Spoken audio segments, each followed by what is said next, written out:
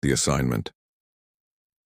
The rain slashed against the windows of the Meridian Tribune office as Lena Reeves stared at the assignment folder on her desk. 3 years as an investigative journalist had taken her to war zones and disaster areas, but something about this mission made her stomach tighten with apprehension. "You're the only one who can pull this off," her editor Marcus had insisted minutes earlier. "The Nova checkpoint is a black hole of information. Refugees go in, but what happens inside stays inside." Lena flipped through the dossier again, scanning the testimonies of those who had made it through. Accounts of humiliation, degradation, and exploitation by border officers had been whispered for months, but no concrete evidence had emerged. The refugees were too afraid to speak on record, too desperate to risk their chance at a new life. "You want me to pose as a refugee?" she had asked, her voice barely masking her disbelief. Marcus had nodded grimly. "Your background in Meridian Province makes you perfect. You speak the dialect, know the customs. With the right documentation and backstory, you'll blend in." Now alone in her office, Lena ran her fingers through her auburn hair, considering the risks. If discovered, she could face imprisonment or worse. The Nova Republic didn't take kindly to journalists exposing their secrets, yet the thought of revealing the truth about what was happening at the checkpoint compelled her forward. She opened her laptop and began researching her cover identity. Ilara Tomas, a schoolteacher from Meridian Province, fleeing the ongoing civil conflict. She would need to memorize every detail, from the name of her fictional hometown to the subjects she supposedly taught. Any inconsistency could expose her. As the evening deepened, Lena packed a small bag with worn clothes and a few personal items that would support her refugee story. She tucked a specialized recording device disguised as a pendant into a hidden compartment. The technology was cutting edge, capable of capturing audio and video without detection. Her phone buzzed with a message from her contact, Iris, who would be helping with her documentation and transport to the border zone. Final preparations complete. Meeting at dawn, usual place. No turning back after that. "Sure you're in?" Lena stared at the message for a long moment before typing her reply. "I'm in." She spent the night memorizing her cover story, practicing the subtle changes to her speech patterns and mannerisms that would make her transformation convincing. By morning, Lena Reeves had faded away, replaced by Ilara Tomas. Frightened, desperate, and determined to cross the border at any cost. At the rendezvous point, Iris handed her the forged documents. "Remember, once you're inside, you're on your own. The checkpoint has jammers that block all unauthorized communication. This is the drop location for your evidence once you're out." She passed Lena a map with coordinates marked in red. "How long will I be in there?" Lena asked. "The processing takes anywhere from 3 to 7 days, Iris replied. "Depends on how busy they are and how much they want to scrutinize you." The implication hung heavy in the air between them. Hours later, Lena found herself in the back of a transport vehicle with a dozen other refugees. The atmosphere was thick with fear and anticipation. She studied their faces, memorizing their stories. If she was to blend in, she needed to understand their reality. As the transport approached the towering walls of the Nova checkpoint, Lena felt a chill run down her spine. Searchlights swept across the perimeter, and armed guards patrolled the entrance. Beyond those walls lay the truth she sought, but also dangers she could scarcely imagine. The vehicle lurched to a stop. Metal doors screeched open and a harsh voice barked orders. "Everyone out. Line up for processing." Lena took a deep breath, clutched her meager belongings, and stepped into the rain. Her mission had begun. The processing hall of Nova Checkpoint stretched before Lena like a sterile labyrinth. Harsh fluorescent lights buzzed overhead as refugees shuffled forward in lines divided by metal barriers. Guards in midnight blue uniforms patrolled the perimeter, their expressions impassive beneath the brims of their caps. "Move forward. Keep your documents ready," shouted a female officer, her voice echoing against the concrete walls. Lena clutched her forged papers, heart pounding as she inched forward with the others. The woman beside her, a mother with hollow eyes and a sleeping child, whispered, "They say Officer Voss is on duty today. Pray you get him for your interview." Before Lena could ask why, a commotion erupted at one of the processing stations. A young man was being dragged away, protesting loudly that his papers were legitimate. Director Celine Frost appeared, a tall woman with platinum blonde hair pulled into a severe bun. Her presence silenced the hall instantly. "Take him to secondary processing," she ordered, her voice soft yet carrying an unmistakable threat. Her eyes scanned the crowd, and for a terrifying moment they seemed to linger on Lena before moving on. When Lena finally reached the front of the line, she found herself facing a man unlike the other officers. Officer Dario Voss had gentle eyes that contrasted with his official uniform. A thin scar traced his left jawline, hinting at a story untold. "Name?" he asked, his voice lower and less harsh than his colleagues. "Ilara Thomas," Lena replied, adopting the slight accent of Meridian Province. She passed her documents across the desk with trembling fingers. The tremor wasn't entirely an act. Dario scanned her papers, his expression revealing nothing. "Reason for seeking entry to Nova Republic. The fighting reached my village last month," she explained, reciting the story she had memorized. "The school where I taught was bombed. There's nothing left." He looked up, his eyes meeting hers with an intensity that made her wonder if he could see through her disguise. "Any family in Nova?" "No. No one left anywhere," she answered, the weight of her fictional tragedy momentarily feeling real. Something shifted in his gaze. Compassion, perhaps.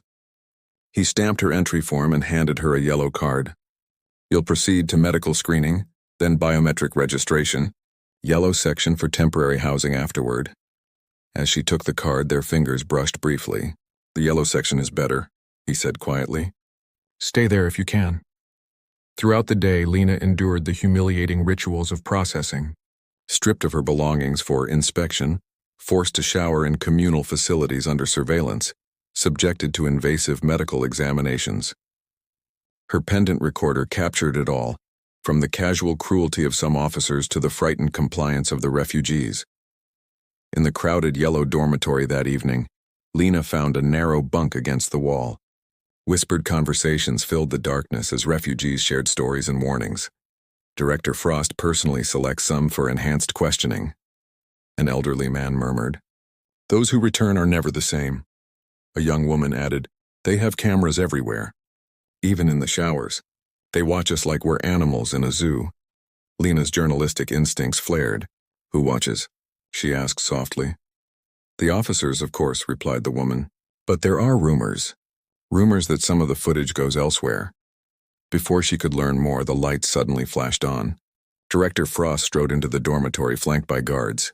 "Ilara Thomas," she announced, scanning the room until her eyes locked on Lena. "Come with me for additional verification." Panic surged through Lena's veins. Had her cover been blown already? As she rose shakily from her bunk, Officer Dario Voss appeared in the doorway behind Frost. "Director, I can handle this interview. You're needed at command." Frost turned, her eyes narrowing suspiciously. "Since when do you volunteer for night shifts, Voss?" "Since I noticed discrepancies in her documentation that require specific follow-up," he replied smoothly. For a tense moment, Frost seemed to consider challenging him. Then with a dismissive gesture, she turned and walked away. "Fine. Report any findings directly to me." Dario led Lena through dimly lit corridors to a small interview room. Once inside, he switched off the surveillance camera with practiced ease. "You have 30 seconds to tell me who you really are," he said, his voice low and urgent. "Because whatever story you're telling, Ilara Thomas, I don't believe it." The revelation Lena's mind raced as Dario Voss stared her down, waiting for her response. The small interview room suddenly felt airless. The surveillance camera's disabled light blinked red, but she wondered if this was a trap. "I don't understand," she managed, clinging to her cover. "My papers are legitimate." "I've told you everything." Dario leaned forward, his voice barely above a whisper. "Your papers are excellent forgeries. I know because I've seen the real ones. The real Ilara Thomas died 2 weeks ago trying to cross the border further north." Her stomach dropped. She hadn't anticipated this complication. "I can help you," he continued. "But not if you lie to me. We have exactly 7 minutes before the system automatically resets that camera." Something in his earnest expression made Lena take a risk. "I'm a journalist," she admitted. "Investigating reports of abuse at this checkpoint." Relief flickered across his face. "Thank God. I thought you might be one of Frost's plants." He ran a hand through his dark hair. "Listen carefully. What's happening here is worse than you know. Director Frost isn't just processing refugees, she's exploiting them." "How?" The surveillance system is connected to private servers. Selected footage, particularly humiliating moments, intimate examinations, forced compliance, is broadcast to exclusive subscribers. Wealthy individuals pay substantial sums to watch refugees being degraded. Horror washed over Lena. You mean it's a broadcast? People are watching? A live stream for those who enjoy power and humiliation? Frost calls it border theater. The profits fund her private security force and bribe officials to look the other way. And you know this how? Dario's expression darkened. I was assigned to cybersecurity before requesting transfer to frontline processing. I discovered the server connections accidentally. By then I was already implicated, so I stayed, gathering evidence, trying to help where I could. The camera in the corner suddenly blinked. Time's up, Dario said, quickly adjusting his posture and raising his voice to official levels. Your story checks out for now, Ms. Thomas. Return to your dormitory. As he escorted her back, he murmured, Storage closet at the end of Yellow Hall. Tomorrow, 23's air, I'll have more information. The next day brought new indignities for the refugees. Lena witnessed firsthand how certain processing officers seemed to deliberately humiliate their subjects, especially attractive young women and vulnerable men. Some interviews were extended unnecessarily, with increasingly personal questions that had no relevance to asylum applications. Her pendant recorder captured it all. By evening, she had documented enough violations to warrant serious investigation. But Dario's revelations suggested a far more sinister operation than even she had imagined. At 23 Alkes, Lena slipped away from her bunk and made her way to the storage closet. Dario was already inside, a small tablet glowing in his hands. I've accessed one of the broadcast channels, he whispered as she entered. You need to see this to understand what we're fighting. The screen showed a split view of several processing rooms and shower facilities. In one frame, a young woman wept as she was forced to remove her headscarf for security purposes, the officer deliberately prolonging her distress. In another, refugees stood naked in a decontamination line while unseen voices commented on their bodies. The subscribers can request specific types of content, Dario explained, disgust evident in his voice. Frost's officers comply, targeting refugees who match the desired profiles. How many people are involved in this? Lena asked, fighting nausea. Frost has about 20 officers on her payroll. The rest of us either don't know or are too afraid to speak up. He closed the tablet. There's a resistance network forming. Other officers, some technical staff, even a few officials in the Nova Republic government who suspect something is wrong. Their faces were close in the cramped space. Despite the horror of what she'd just witnessed, Lena couldn't ignore the connection forming between them, a partnership forged in shared outrage and purpose. I need to get this evidence out, she said. My recording device has gathered hours of footage. Dario's expression grew troubled. There's a problem. You've been flagged for special processing tomorrow. Frost herself will conduct your interview. Why me? I don't know. Maybe random selection. Maybe something in your behavior caught their attention. He hesitated. Or maybe someone informed on you. The implication hung heavily between them. Who else knows you're a journalist? He asked. No one here except you, Lena replied, suddenly aware of how completely she had placed her trust in this man she barely knew. Dario took her hand, his touch unexpectedly gentle. Then we have until tomorrow to get your evidence out and figure out how to protect you. Because once Frost gets you in that room, he didn't need to finish the sentence. In the darkness of the storage closet, surrounded by danger, Lena made a decision. She reached up and touched Dario's scarred jawline. If this goes wrong tomorrow, I need someone to know who I really am. My name is Lena Reeves, his fingers intertwined with hers. Lena?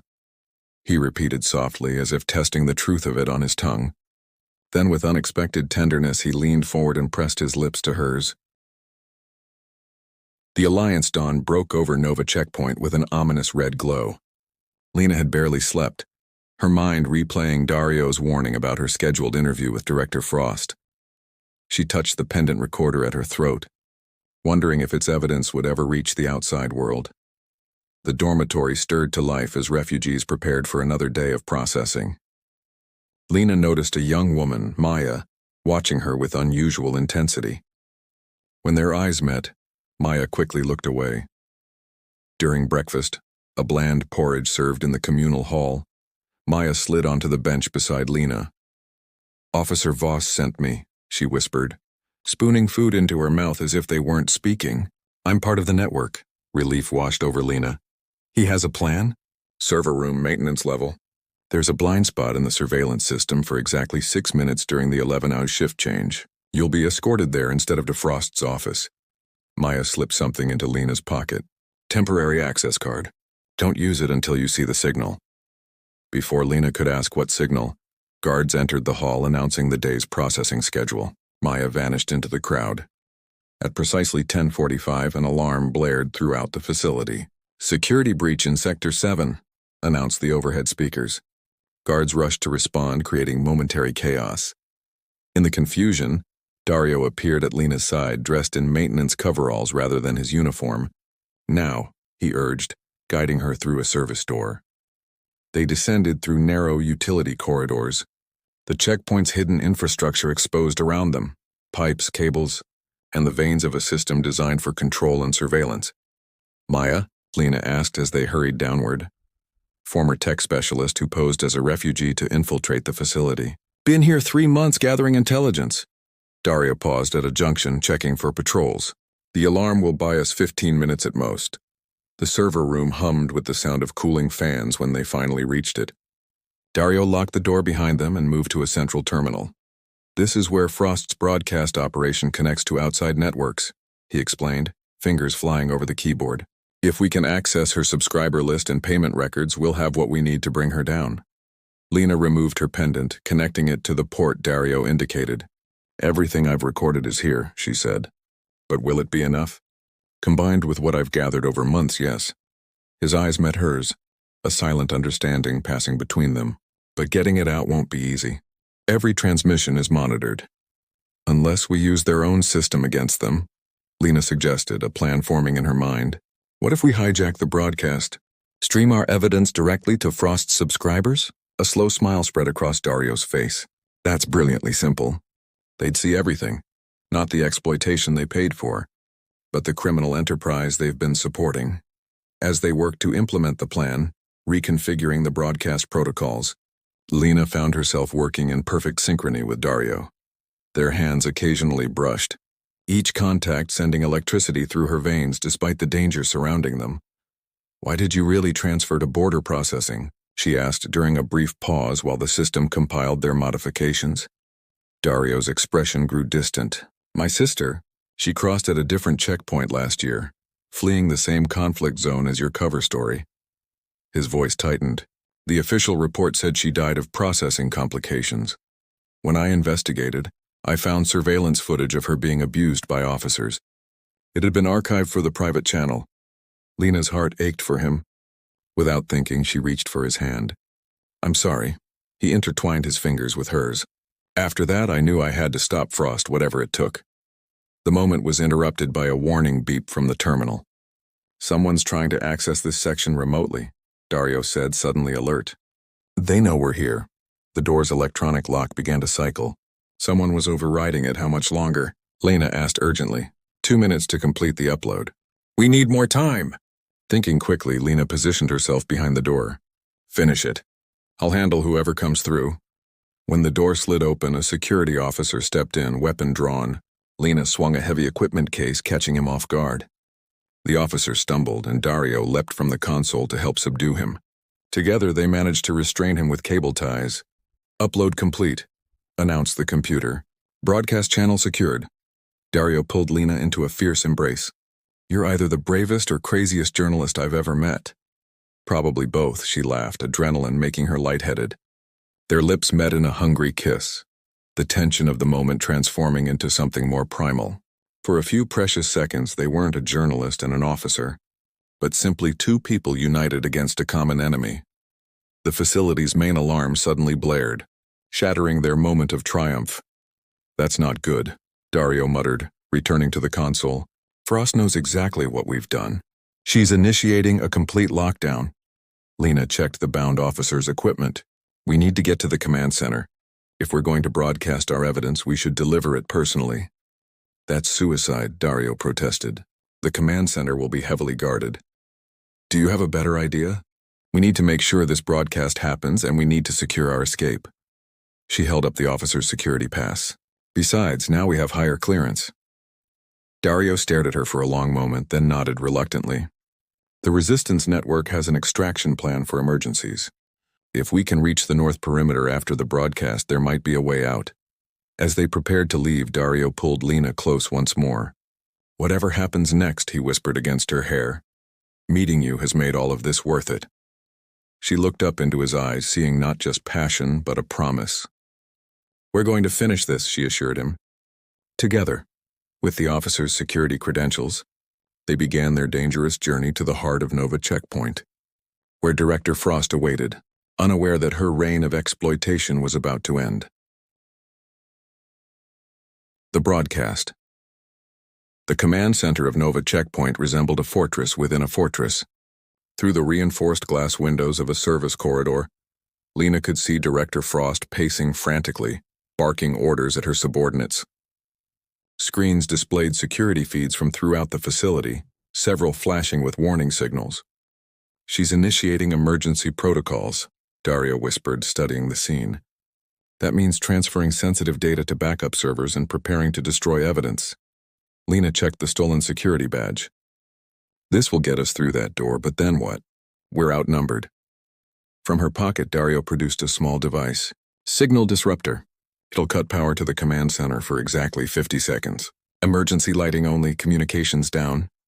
50 seconds to subdue Frost and secure the broadcast, Lena murmured. Not much time. Dario's hand found hers. It's our only shot. They positioned themselves at the service entrance. On Dario's count, Lena swiped the security badge. As the door began to slide open, he activated the disruptor. The command center plunged into darkness, emergency lights casting everything in a blood-red glow. Shouts of confusion erupted as Lena and Dario rushed in. Frost's security officers, momentarily disoriented, were slow to react. Lena headed straight for the main console while Dario engaged the nearest guard. Using the access codes they'd obtained from the server room, she quickly located the broadcast controls. System ready, she called to Dario, who was grappling with a second officer. I need 30 seconds to upload our complete file. Stop her! Frost's voice cut through the chaos. The director herself lunged for Lena. A compact stun baton extended in her hand. Lena ducked, narrowly avoiding the crackling electrical charge. She kicked out instinctively, catching Frost's knee and sending her staggering backward. The momentary advantage allowed Lena to complete the upload sequence. Broadcast initiating, announced an automated voice. On every screen in the command center and on thousands of private devices connected to Frost's illicit network, the truth began to unfold. Lena's recordings played alongside Dario's accumulated evidence. Refugees being humiliated for entertainment, Frost's financial records showing millions in illegal payments, testimony from victims who had suffered under the system. What have you done? Frost screamed, her composure finally shattered. She lunged for the emergency shutdown controls. Dario intercepted her, pinning her arms. It's over, Director.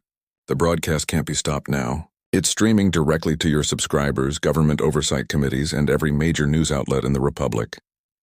The lights flickered back to full power. Several of Frost's officers, seeing the damning evidence displayed around them, slowly lowered their weapons.